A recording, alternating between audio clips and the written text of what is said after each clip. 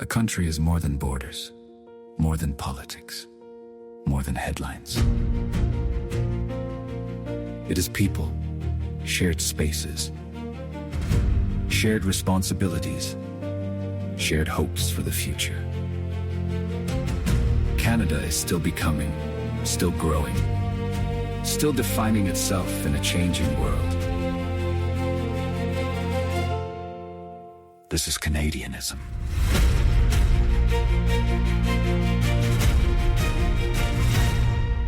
Hello, I'm Christopher M. Michaud. This is Canadianism. Canada feels like a country talking past itself right now. People are overwhelmed by noise. Politics have become fast, reactive, and confrontational. Every issue gets flattened into teams. Disagreements become personal, while conversations feel like they have to end with somebody winning and somebody losing. We've become very good at arguing with each other and less comfortable sitting down and actually thinking together. That is what this series is about. Not a louder conversation about Canada, a calmer one, a more thoughtful one. A space where we can step back from the daily churn for a little while and talk honestly about where this country is, where it's heading, and what kind of country we want it to become. That's important right now. Canada feels different. Most people can feel it, even if they describe it differently. Some people feel economic pressure, some cultural pressure, some feel politically disconnected. Younger Canadians feel uncertainty about the future, and older Canadians feel like the country they grew up in is becoming harder to recognize. Newcomers arrive full of optimism and then run directly into affordability problems and institutional strain. The details vary, but the feeling underneath is remarkably similar.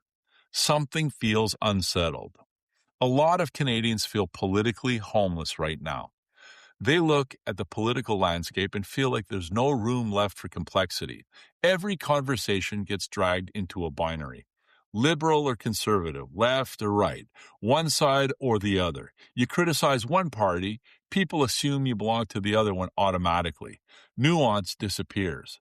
Space disappears. The country starts compressing itself into competing camps. And Canada was never built to function that way. We're too large, too regional, too culturally layered. We're very diverse in our experiences and our perspectives. Canada is not a simple country. That complexity isn't a flaw. It's one of the most remarkable things about this place. Still, complexity creates pressure, and pressure requires structure. Structure requires clarity. At our moment, many people feel like that clarity is slipping away. That feeling is part of why this project exists. I didn't start the United Canadian Centrist Party out of anger. I didn't start it as a protest movement. And I didn't wake up one morning wanting to be a politician. I started noticing patterns. I spent a great deal of time speaking with ordinary Canadians, different ages, different backgrounds, different industries and political views. People were born here, people who arrived recently, students, workers, business owners, retirees, families trying to stay afloat, young people trying to imagine a future for themselves. And the same themes kept coming back. People feel disconnected from the system, not necessarily from Canada itself, and that distinction matters. Most Canadians still love this country deeply. Even the frustrated ones usually love this country very deeply as well. The frustration comes from the feeling that something valuable is becoming unstable, something familiar harder to hold on to. And that feeling becomes stronger when people stop believing their voice matters inside the system itself. And that's where the germ of Canadianism started taking shape for me. Not as an ideology or a rigid political doctrine, but more of a framework, a way of understanding Canada clearly enough so that we can begin reconnecting the country to itself again. One of the realizations that kept coming back to me is that Canada is still an extremely young country. We don't usually think of ourselves that way. On the surface, we look mature, stable, established, fully formed. We're the second largest country on earth by landmass. We're part of the G7.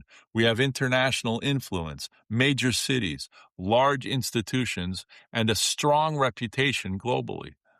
We look like a fully mature country in the world of nations, but underneath that surface, we're still growing into ourselves. Look at England. They trace their roots back over 1,000 years. France, they evolved through centuries of kingdoms and republics, while Italy can trace its civilization roots back to Rome. China, thousands of years. Even the United States is 250 years old this year. Canada became a country in 1867. We gained legislative independence through the Statute of Westminster in 1931, and our Constitution was only patriated in 1982. Modern Canada, in many ways, is still very young. That matters. Young countries go through periods where growth starts outrunning structure. Institutions struggle to keep pace with change. Identity evolves unevenly, and expectations rise faster than systems can adapt. That realization brought me back to something very personal. When my older son was young, he was always bigger than the other kids, taller, stronger. He stood out immediately, and people expected more from him. I remember a class photo from around fifth grade. He was taller than everyone in the room, including the teacher. He looked older and more mature than he was. People naturally expected him to carry himself that way too. They saw what he could become before he was fully ready for it. They expected maturity, stability, composure, leadership. But the truth was much simpler. He was still just a kid. Nothing was wrong with him. He simply hadn't grown into himself yet. And that gap became especially visible when he hit puberty. Everything started changing all at once. Body changes, your mind changes, expectations rise around you. Internally, you're still trying to understand who you're becoming while the world around you continues moving forward in real time. That may be the hardest part of growing up. The world doesn't slow down while you figure yourself out, and Canada feels very similar to that right now. In my lifetime, Canada has more than doubled in population size. We're growing quickly, faster than many of our institutions, than parts of our political culture, and faster even than our shared understanding of who we are and who we're becoming together. The world itself is changing at the same time. Technology is accelerating while economic pressure is rising, and as a result, institutions are struggling to keep pace. Everything feels like it's moving simultaneously. And younger Canadians, they're living that pressure directly. Gen Z is not imagining instability. They're actually experiencing it now, in real time. They're trying to build careers while industries shift underneath them, trying to imagine home ownership while housing becomes increasingly difficult to reach. They're trying to plan a future in a country where the traditional roadmap no longer feels reliable. And that creates uncertainty. Uncertainty leads to anxiety, which creates division because people no longer feel connected to a common direction. That's where I believe Canada finds itself today. Not collapsing or failing, growing. Struggling through growth in real time. And that distinction matters enormously. A country that is collapsing loses hopes. A country that is growing needs structure. That's the difference. Canadianism grew out of that realization, not out of cynicism towards Canada, out of belief in Canada. But this country remains one of the most remarkable societies on earth. Belief that Canadians still overwhelmingly want stability, fairness, opportunity, belonging, and common ground. Belief that most people are far less interested in ideological warfare than the systems around them suggest. One of the most interesting things I discovered through conversations with newcomers reinforce that belief even further. There's a common assumption in part of public discourse that multiculturalism means people arrive in Canada and simply continue living separately from any larger Canadian identity. That has not been my experience at all. Overwhelmingly, newcomers want to become part of Canada. People on work visas want permanent residency. People with permanent residency want citizenship. Families want roots. People want to build a life here. They want to participate in the culture around them, to feel connected to the country they chose. They want to feel Canadian, not by erasing where they came from or by abandoning their traditions or identity. They want to participate in a shared national life while bringing their own experiences into it. That process is sometimes awkward, sometimes evolving, and imperfect. That's normal. That's what belonging looks like while it's still forming. Multiculturalism works best when it exists inside a shared framework, a shared understanding that we're all participating in the same country together. That is what Canadianism attempts to describe. Not a replacement for diversity, a structure that allows diversity to function coherently as one society. That's why this exists, not to intensify division, to help create a space for a calmer, more thoughtful conversation about where Canada is and where it goes from here.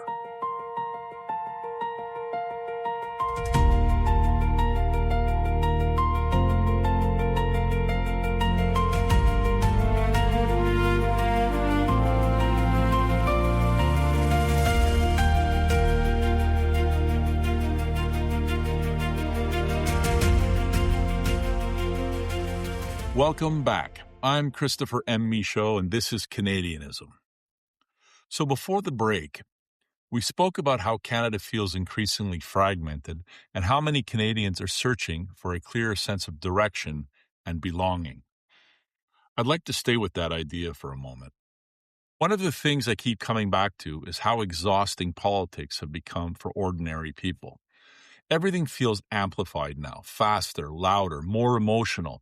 Every issue turns into a fight almost immediately, and people are expected to take sides before they've even had time to think through what they actually believe.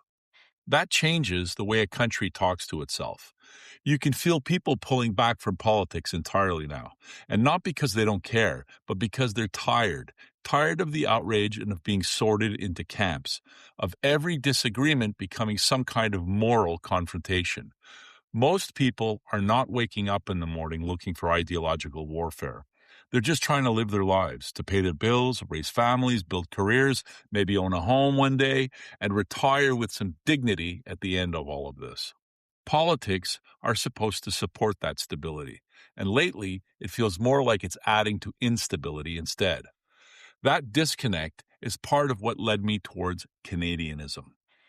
Over time, I started realizing that many of our conversations about Canada begin in the wrong place. We jump immediately into parties, elections, scandals, leaders, and polling numbers. We stay trapped at the surface level of politics without spending enough time actually talking about the country itself. What kind of society are we trying to build? What values actually hold a country together over long periods of time? What responsibilities do we have to each other beyond voting once every few years? Those questions matter.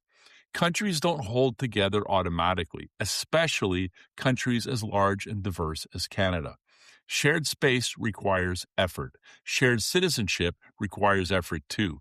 People need to feel connected to something larger than themselves, or else fragmentation starts creeping in slowly underneath you. You can already feel parts of that fragmentation happening. You see it online, constantly. People reducing each other to labels within seconds. Entire human beings being compressed into political identities. Liberal, conservative, left-wing, right-wing, woke, fascist, communist. Whatever the insult of the day happens to be. And after a while, people stop talking to each other like neighbors and start talking to each other like enemies occupying the same territory. That's not healthy for a country.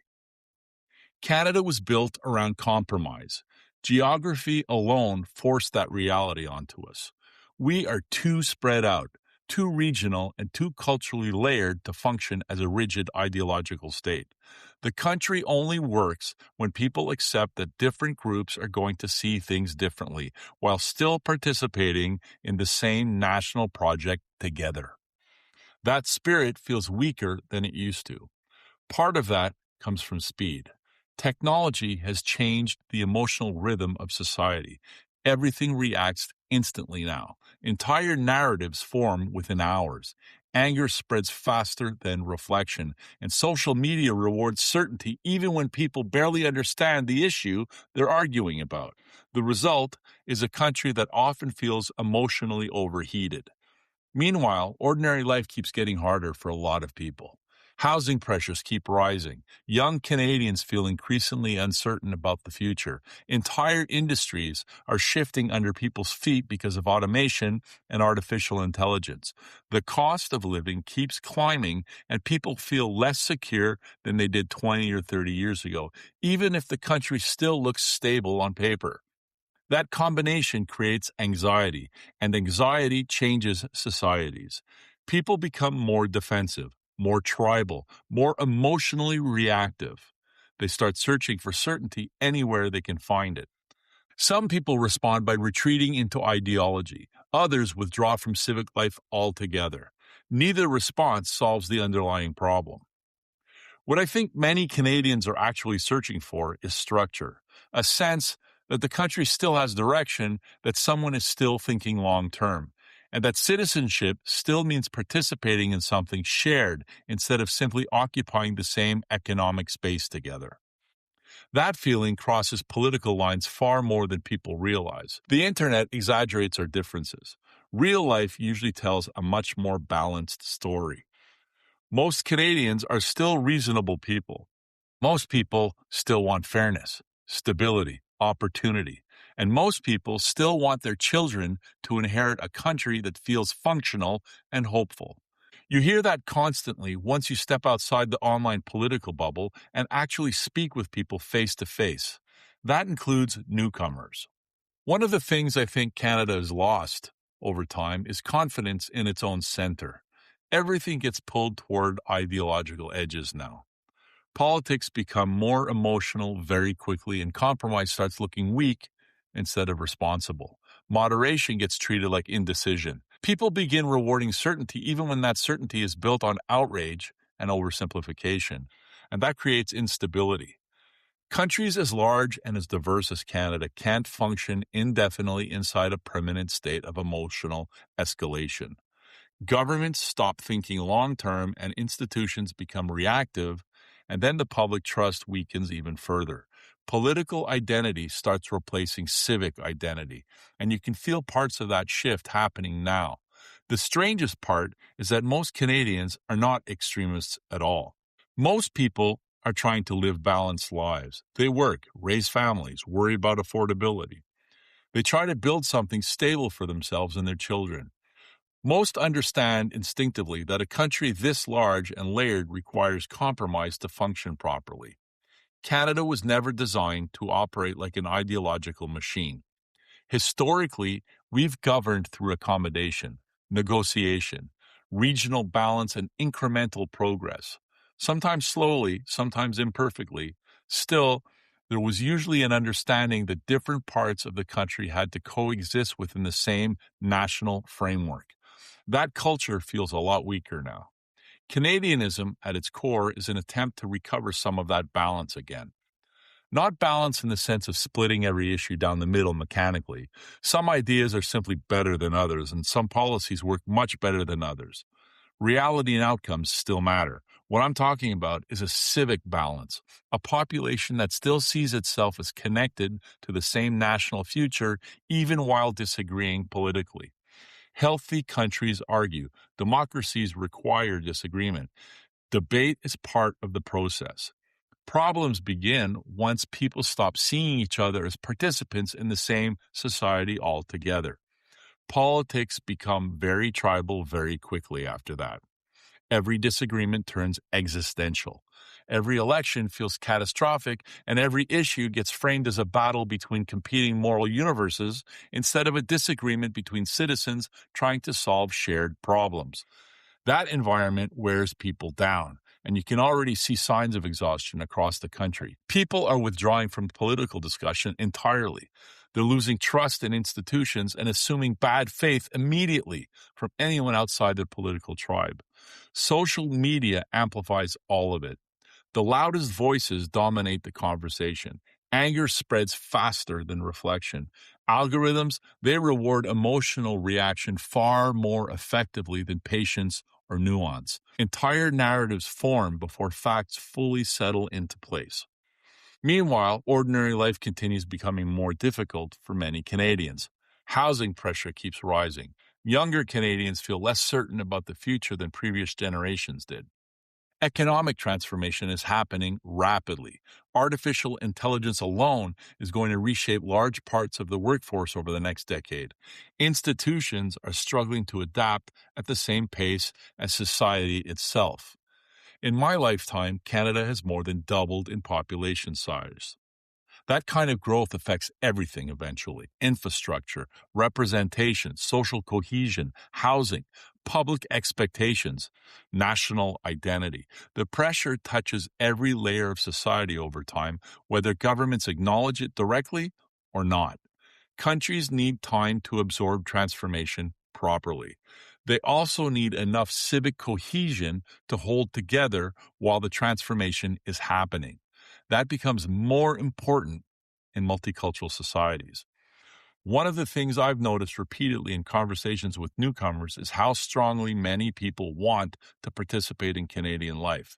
They're not arriving here hoping to remain disconnected from the country around them, and that instinct matters. It tells me there is something healthy underneath all of the noise surrounding modern politics. People still believe this country is worth building a future in. They still believe Canada represents something stable, fair, and functional compared to much of the world. Canadianism grows out of that belief. Not blind nationalism and not romantic mythology, a recognition that countries require maintenance over time. Shared citizenship requires maintenance too. Without a strong civic framework, fragmentation accelerates naturally, causing people to retreat further into narrower identities. Regional tension increases and political polarization deepens. The result is public trust weakening even further. Once societies drift too far into permanent fragmentation, rebuilding shared trust becomes extremely difficult. That concerns me far more than whether one party wins one election cycle. Political victories, they come and go. The larger question is whether Canada still knows how to think of itself as one country moving into the future. That conversation sits underneath everything else.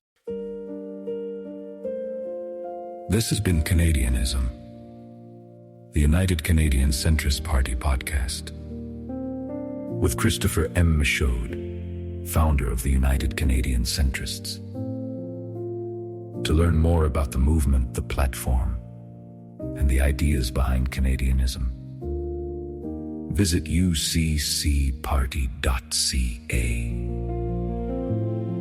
If these conversations resonate with you, subscribe to the podcast and continue the conversation with us. Canada is still becoming. Thank you for being part of the conversation.